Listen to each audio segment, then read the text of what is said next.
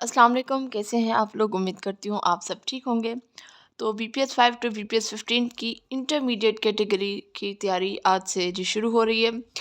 अब इसकी सीरीज़ तो एक और मैंने बनाई थी जिसमें आपका जनरल था, उसमें मैं वो लिंक शेयर कर दूँगी आप लोगों के साथ उस प्लेलिस्ट का, जिसमें एक बुक था और बुक से मैंने बेसिक मैथ के क्वेश्चन थे वो सॉल्व करवाए थे। इंटरमीडिएट कैटेगरी कोई मुख्तलिफ कैटेगरी नहीं है। अगर आपने ग्रेजुएशन के अच्छे से तैयारी की थी, उन टॉपिक्स को कवर किया था, तो उनमें से भी सवाल आ सकते हैं। ठीक है जी, तो स्टार्ट करते हैं। वीडियो स्टार्ट करने से पहले मैं आपसे रिक्वेस्ट करती हूँ, चैनल को लाइक कर दें, चैनल को सब्सक्राइब कर दें, वीडियो को लाइक कर दें, और आपका कोई भी क्वेश्चन हो, क्यूरी हो, ज़रूर जी हमारे इस वीडियो के कमेंट सेक्शन में आप अपना क्वेश्चन शेयर कर सकते हैं, या हमारा फेसबुक पेज है अकेडमी फॉर ऑल के नाम से, आप वहाँ पे लाइक करके और अपना जो भी क्वेश्चन है वो पोस्ट कर सकते हैं। अच्छा, इस बार अगर हम ग्रेजुएशन कैटेगरी में देखें तो हर टेस्ट पेपर में लॉगरिथम से रिलेटेड सवाल आ रहा था।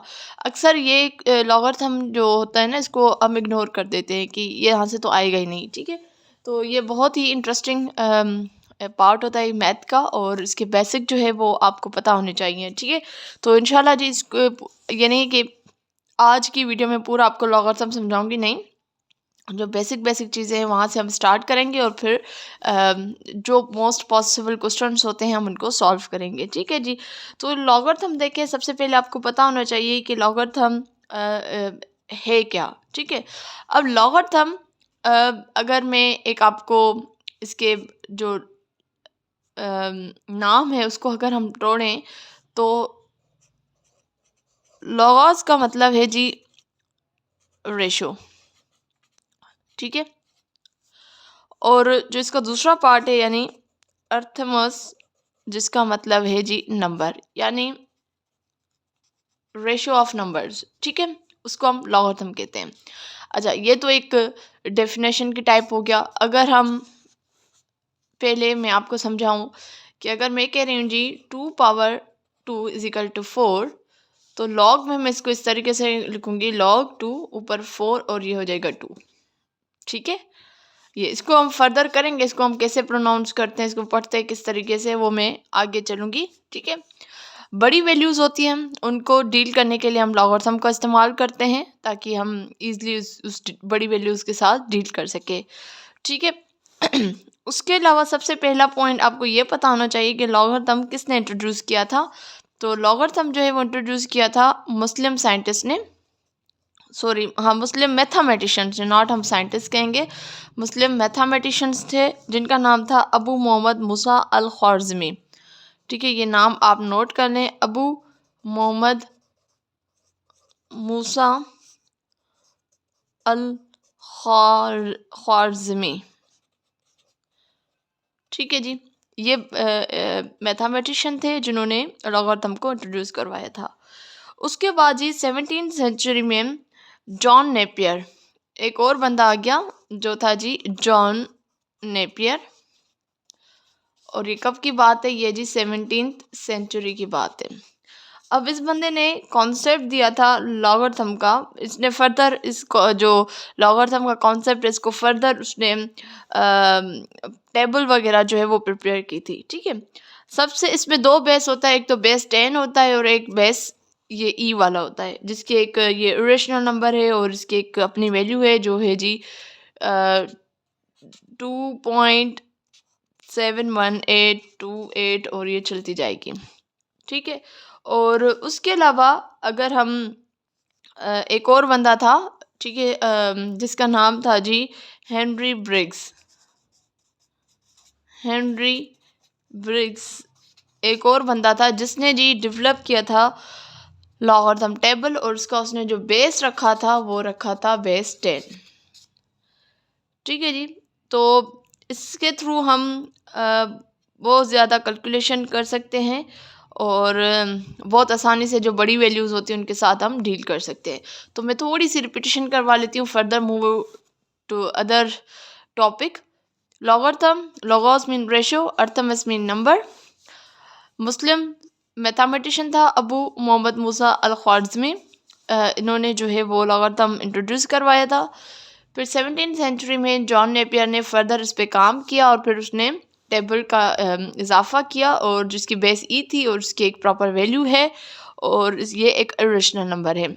ठीक है, उसके बाद हेनरी ब्रिग्स जो है वो आया बंदा, वो आया था 1631 में और इसने बेस 10 की जो है वो टेबल दी थी। अब लॉग के मेन क्वेश्चन की तरफ जाने से पहले दो बातें आपको पता होनी चाहिए कि हम किस तरीके से साइंटिफिक फॉर्म में हम किसी भी नंबर को लिखते हैं, वो आपको आना चाहिए। यानी पावर हम कैसे बनाते हैं वो आपको पता होगा, तो फिर आपको आगे डील करने में इशू नहीं होगा। अच्छा, अब लॉगरिथम की तरफ जाने से पहले आपको साइंटिफिक नोटेशन के बारे में पता हो। आपके पास कोई एक वैल्यू है, फॉर एग्जांपल मैं एक वैल्यू लिख रही हूँ, मैं लिख रही हूँ जी, मैं यहाँ पे लिख रही हूँ 4000900। अब ये एक स्टैंडर्ड फॉर्म में एक हमारे पास वैल्यू है और बहुत बड़ी वैल्यू है। अब हम इसको साइंटिफिक नोटेशन में लेकर आना चाह रहे हैं, यानी साइंटिफिक नोटेशन में मतलब इसको हम पावर की फॉर्म में करके जो है हम इसकी आंसर देना चाह रहे हैं।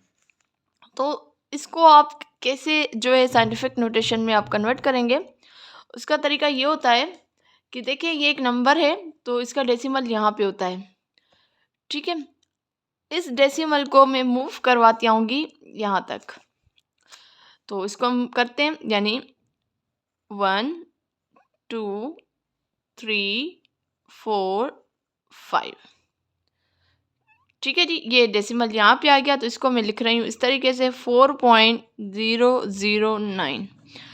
अब इसके बाद ज़रूरी नहीं है कि ये मैं ज़ीरो है जितने हैं वो मैं लिखूँ, नहीं, ये 9 तक आ गया तो मैं यानी एक नंबर की तरफ, प्रॉपर नंबर की तरफ आ गया तो मैं 9 लिख दूँगी।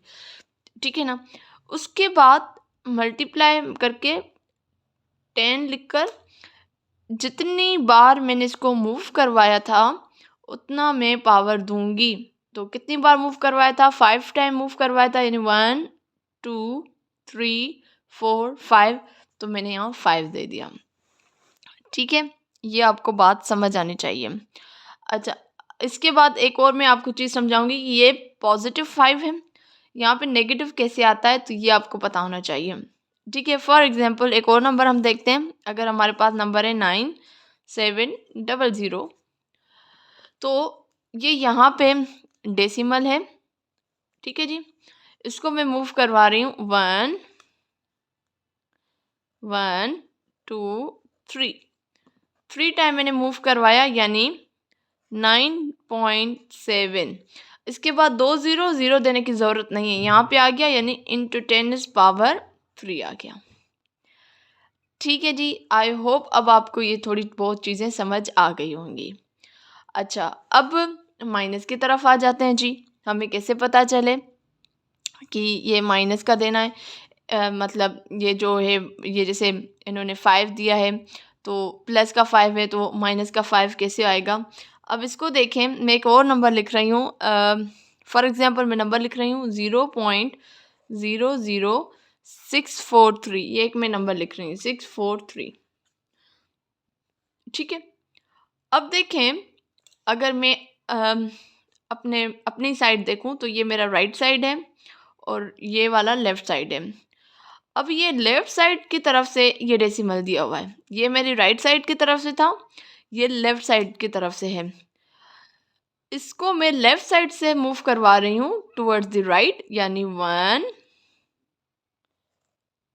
2 3, यानी मैं लिखूँगी 6.43 इंटू 10⁻, तो मैं यहाँ पे जो है -3 दूंगी। ठीक है, मैं लेफ़्ट से राइट की तरफ आई तो मैंने माइनस दे दिया पावर के ऊपर, राइट से लेफ़्ट की तरफ जाऊंगी तो प्लस का ही आपका पावर रहेगा। एक और इसका मैं क्वेश्चन कर रही हूँ, 0.0000, 5 बार हम 0 लिख रहे हैं, उसके बाद 75। ठीक है जी, अब अगर मैं इसको मूव करवाऊँ, यानी इधर एक नंबर की तरफ लेकर आऊँगी 7 की तरफ, तो ये इसको मैं मूव करवाऊँ, यानी 1 2 3 4 5 6, तो ये मेरा बन जाएगा जी 7.5 इंटू 10⁻⁻6। ठीक है जी। तो ये चीज़ें आपको थोड़ी सी अपने जहन में बिठा देंगे। अच्छा, इसका एक और मैं आपको चीज़ समझाऊँ। इसी क्वेश्चन को मैं लिख रही हूँ दोबारा यहाँ पे, इसी क्वेश्चन को, ठीक है जी। मैं लिख रही हूँ 0.00643। मैंने पहले क्या किया था कि 6 के बाद डेसिमल दिया। अब मैं क्या करूँगी, 6 के बाद नहीं, 4 के बाद डेसिमल दूंगी, यानी 1 2 3 4।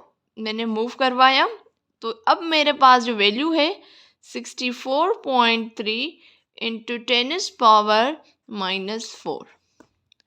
ठीक है ना। तो इस तरीके से आप थोड़ा अपने जहन में रखें। अगर मैं यहाँ पे दे देती 3 के बाद दे देती तो यहाँ पे 5 हो जाए, यानी जितनी बार आप मूव करते जाएंगे आपका पावर उतना बढ़ता जाएगा। ठीक है, चाहे वो इस तरफ हो यानी नेगेटिव के लिए हो, चाहे वो पॉजिटिव के लिए हो। अक्सर ऐसा सवाल आता है, तो आप अपने जहन में बिठा लीजिएगा। और अक्सर बच्चे कंफ्यूज कहाँ पे होते हैं कि माइनस देना है या प्लस देना है। ठीक है, तो ये कन्फ्यूजन आपकी ख़त्म होनी चाहिए। अच्छा, अब एक और सवाल की तरफ आते हैं।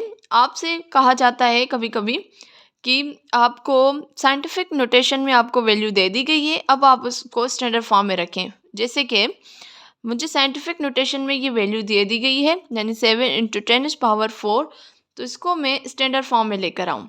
तो इसका बहुत सिंपल तरीका है, मैंने 7 लिखा, जितनी पावर उतने में 0 दे दूंगी, और पावर प्लस की तो इसलिए मैं राइट साइड पे दूंगी, यानी 1 2 3 4। बहुत सिंपल। ठीक है, एक और मैं अगर इसका करूँ, लेट सपोज मैं कह रही हूँ 6.018 इंटू 10⁻⁶। अब देखिए, सबसे पहले तो बात यह है कि जो पावर है वो आपकी पॉजिटिव पावर है, तो इसका मतलब कि इसके राइट साइड पे जो भी होगा हम वहाँ पे वैल्यूज़ देंगे। लेकिन इसमें एक चीज़ आप नोट करें कि डेसिमल के बाद ऑलरेडी 3 डिजिट्स आपके पास मौजूद हैं, यानी 0 1 8। इसको आप कभी भी ऐसे नहीं पढ़ेंगे 0 18, नहीं, डेसिमल के बाद आप इस अलग अलग डिजिट्स को पढ़ते हैं, यानी 0 1 8। ठीक है, तो अब 3 डिजिट्स ऑलरेडी मौजूद हैं, सिर्फ हमें 3 0 ऐड करने होंगे, यानी 6 0 1 8। 3 डिजिट्स हो गए और 3 आपने और ऐड करने, 1 2 3, 3 0। अच्छा, ये डेसिमल जो है ये अब आप यहाँ पे नहीं देंगे, आपकी मर्जी है, आप यहाँ देकर 2 0 दे दें या आपकी मर्जी आप ना दें। ठीक है, ये पॉजिटिव की बात हो रही है। अच्छा, अगर इस तरीके से मेरे पास क्वेश्चन होता 2.05 इंटू 10⁻⁻4, तो मैं इसको कैसे देखूंगी या उसको मैं कैसे करूंगी। ये -4 है, यानी -4 है, तो इसका मतलब है कि आपने लेफ़्ट साइड की तरफ 0 देने हैं। अब डेसिमल के लेफ़्ट साइड पे ऑलरेडी एक डिजिट मौजूद है, तो आपने 3 0 लगाकर 1 2 3 और उसके बाद आपने लिखना है 205। अच्छा, इस टाइम आप यहाँ पे 0 दे दीजिएगा। ठीक है, ऐसे करके डेसिमल दे दीजिएगा, यानी आपका हो जाएगा 0.00205। आई होप ये आपकी क्लियरिटी हो गई होगी। इसके बाद हम जी बेसिक लॉगरिथम की तरफ आएंगे।